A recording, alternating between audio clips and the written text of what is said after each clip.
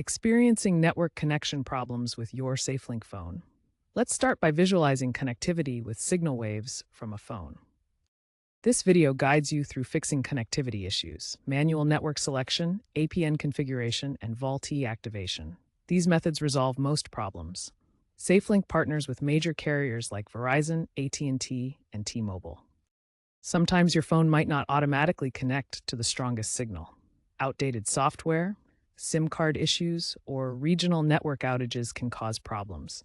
We'll cover 3 key fixes. The 3 methods are manual network selection to force connection to the carrier, APN configuration for data settings, and VoLTE activation for clear calls. Remember to restart your phone first. These solutions will help you get back online quickly. We'll cover each in detail next. Let's dive into the solutions. First, manual network selection helps force your phone to connect to a specific carrier tower, improving signal strength. Next, APN settings are crucial for data connectivity. Incorrect settings can block internet access. Reset to standard TracFone values. Finally, enable VoLTE for high-definition calls over LTE. This prevents call failures on 4G networks. By addressing these 3 elements, network selection, APN, and VoLTE, you can resolve most SafeLink connectivity problems.